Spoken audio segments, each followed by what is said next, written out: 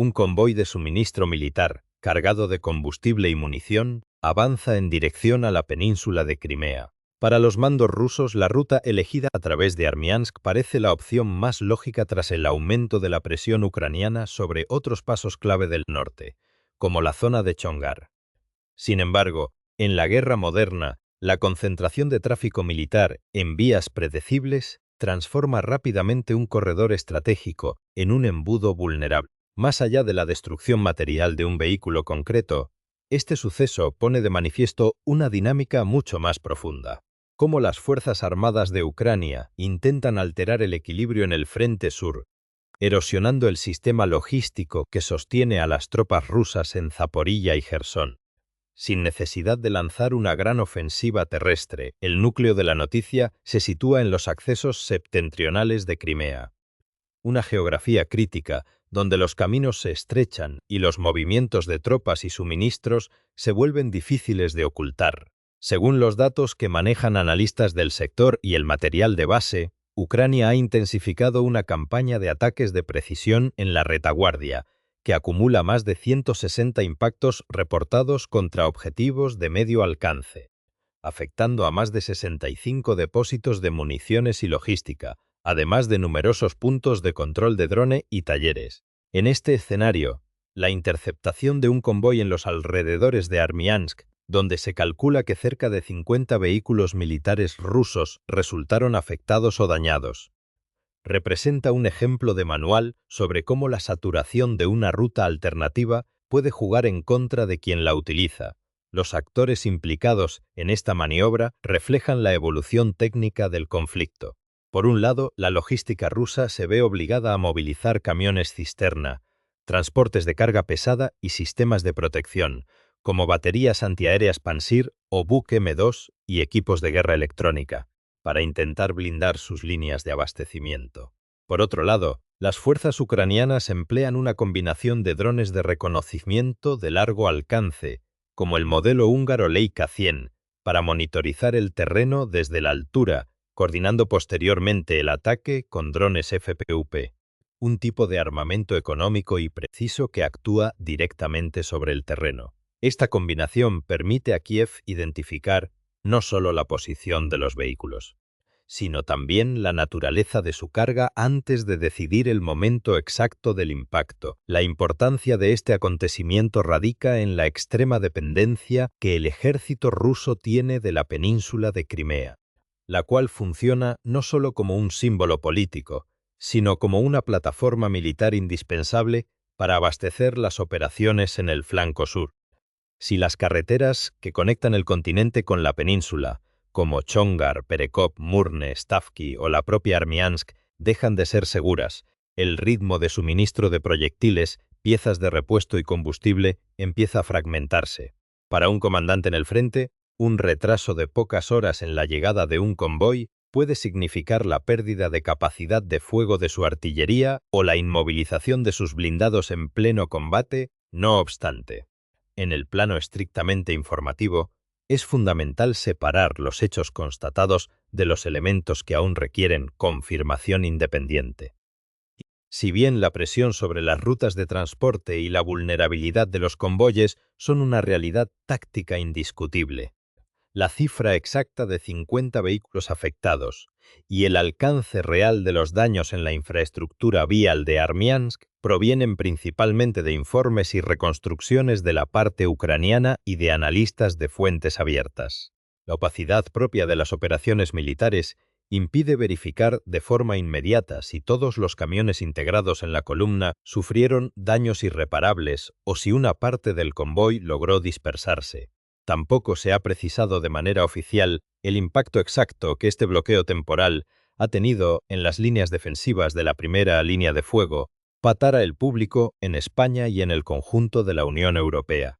Este tipo de operaciones en la retaguardia profunda no es un detalle menor. La estabilidad del flanco oriental de Europa y la seguridad en el Mar Negro afectan de manera directa a la política exterior y de defensa de la OTAN, organización en la que España participa activamente. El desarrollo de estas tecnologías de bajo coste, capaces de poner en jaque redes logísticas fuertemente protegidas por sistemas de radar y defensa antiaérea convencionales,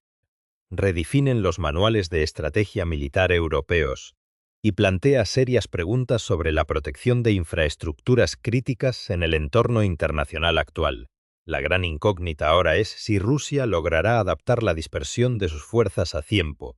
o si Ucrania conseguirá convertir cada ruta de acceso a Crimea en una trampa predecible. La reconstrucción de los hechos en los accesos a la península de Crimea permite trazar una cronología clara de cómo se desarrolló la presión sobre el nudo logístico de Armiansk. Todo comenzó semanas antes con una serie de impactos de precisión atribuidos a las fuerzas ucranianas contra los pasos orientales, especialmente en la zona de Chongar. Estos ataques previos dañaron la infraestructura y obligaron a los oficiales de transporte rusos a desviar el flujo de vehículos militares hacia las carreteras del noroeste, al cerrarse o volverse demasiado peligrosas las rutas habituales. El tráfico de camiones cisterna, transportes de munición y vehículos de apoyo se concentró de manera progresiva en el corredor de Armiansk, transformando una vía de reserva en la principal arteria de abastecimiento para el Frente Sur. De acuerdo con la secuencia analizada por expertos en fuentes abiertas y los informes del material de base,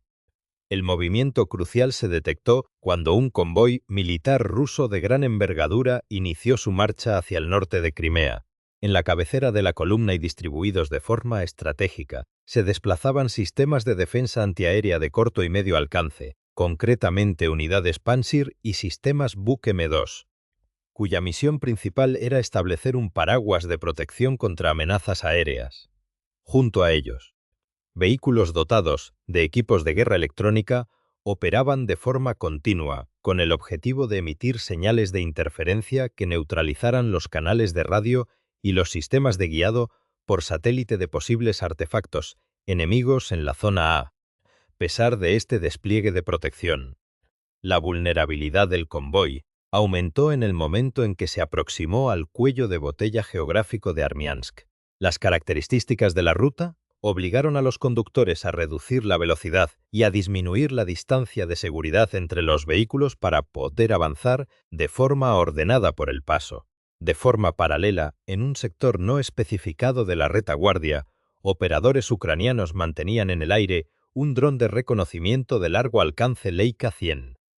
Este aparato, diseñado para volar a gran altura y transmitir imágenes en alta resolución, detectó la densa columna de transporte y procedió a clasificar los objetivos, diferenciando el tráfico civil ordinario de los camiones de transporte de combustible y las plataformas cargadas con proyectiles de artillería. Una vez confirmada la naturaleza militar del convoy y aprovechando que la velocidad de la columna se había reducido al mínimo, comenzó la fase ejecutiva de la operación.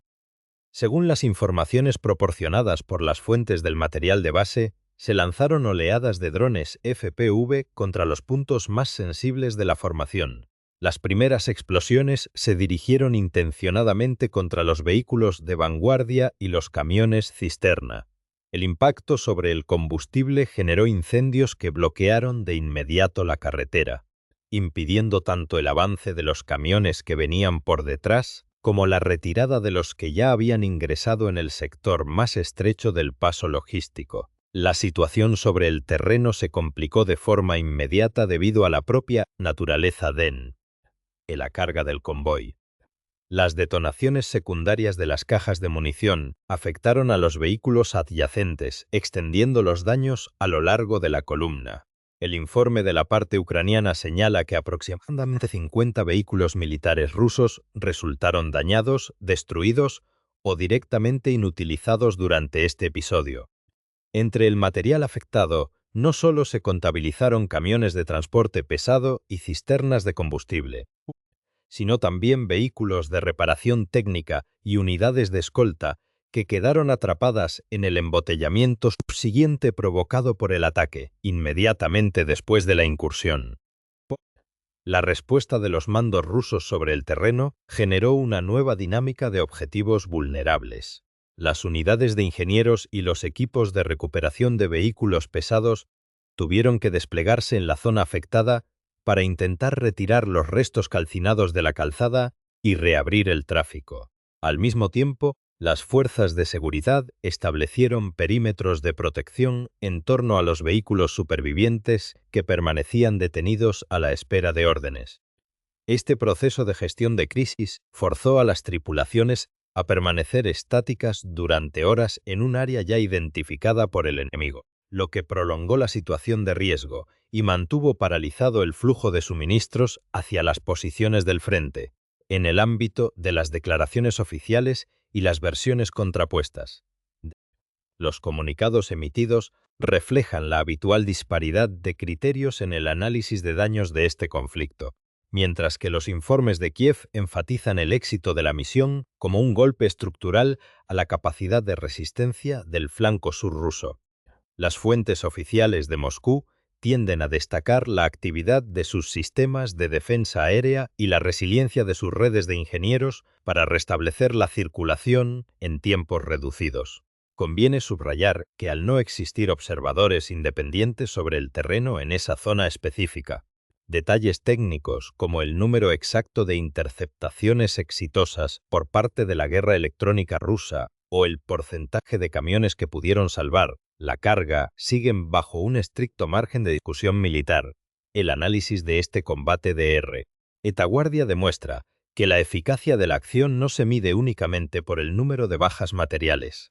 sino por el desajuste temporal que provoca en la cadena de mando. La destrucción de los vehículos de reparación técnica, por ejemplo, implica que los tanques y piezas de artillería, averiados en la primera línea de Jersón o Zapojilla, deberán esperar días adicionales antes de volver a estar operativos. De este modo, la evolución de los acontecimientos en Armiansk evidencia cómo el control del ritmo de movimientos se ha convertido en el factor determinante de la guerra de desgaste actual, transformando una operación de interdicción de carreteras en un problema logístico de primer orden para los planificadores militares. Para comprender el alcance estructural del incidente en Armiansk, es necesario analizar los antecedentes y el contexto estratégico que arrastra la península de Crimea desde el inicio de las hostilidades.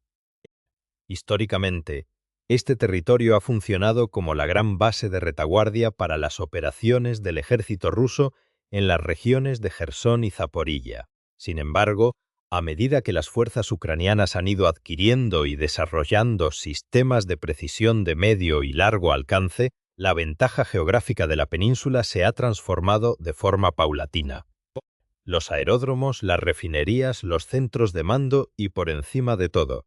los nexos de transporte terrestre se encuentran bajo una vigilancia constante que limita la libertad de movimientos de los planificadores militares del Kremlin. El marco internacional y regional en el que se inscribe esta campaña de interdicción logística refleja una tendencia clara en la guerra moderna, donde las líneas de suministro son tan prioritarias como las propias trincheras de la primera línea de fuego. En el contexto de la Unión Europea y la OTAN, este tipo de operaciones se observa con atención analítica,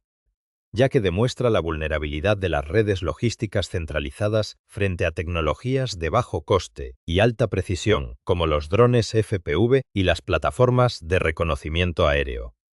Para la seguridad europea y el flanco oriental de la alianza, las lecciones derivadas de la batalla por los accesos a Crimea aportan datos fundamentales sobre cómo la saturación y el estrangulamiento de corredores geográficos obligatorios pueden neutralizar las capacidades de ejércitos fuertemente mecanizados. A partir de los hechos observados en Armiansk y la progresiva inhabilitación de rutas alternativas como el paso de Chongar, se abren varios escenarios posibles sobre la evolución del conflicto en el sector sur, sin que esto implique predicciones categóricas. Un primer escenario apunta a que las fuerzas rusas se verán obligadas a descentralizar de forma drástica sus flujos de abastecimiento, lo que se traduce en el uso de convoyes mucho más pequeños, el empleo de rutas secundarias peor pavimentadas y el establecimiento de depósitos provisionales a menor escala. Aunque esta medida reduce el riesgo de sufrir ataques masivos sobre una sola columna de transporte, también incrementa de manera notable los tiempos de entrega.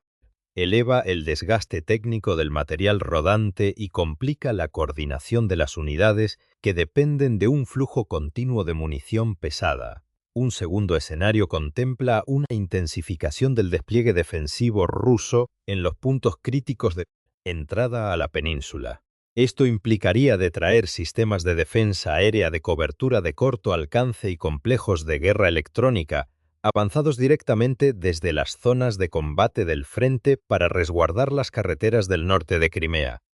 Esta opción, si bien podría elevar la tasa de interceptación de drones como los Leica 100 o los aparatos FPV ucranianos, generaría a su vez ventanas de vulnerabilidad en la primera línea de fuego, dejando a las tropas de infantería y artillería más expuestas a las incursiones aéreas diarias en los sectores de Zaporilla o Jersón desde la perspectiva estratégica general. La campaña contra los nudos de transporte demuestra que la intención de Kiev no pasa necesariamente por lanzar una ofensiva terrestre masiva e inmediata para recuperar territorio,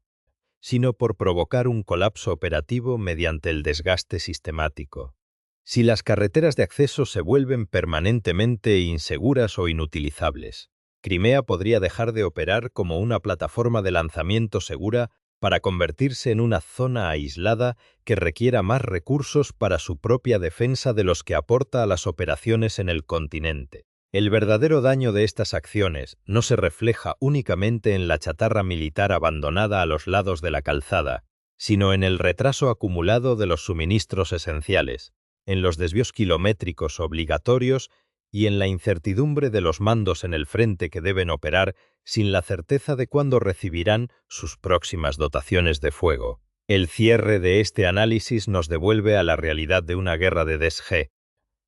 donde cada metro de asfalto y cada camión cisterna juegan un papel equivalente al de un blindado de combate. La capacidad de resiliencia logística de un bando y la precisión tecnológica del otro determinarán el ritmo de las operaciones durante los próximos meses en todo el flanco sur del teatro de operaciones. Llegados a este punto de la situación, la pregunta clave queda abierta para el debate en la sección de comentarios.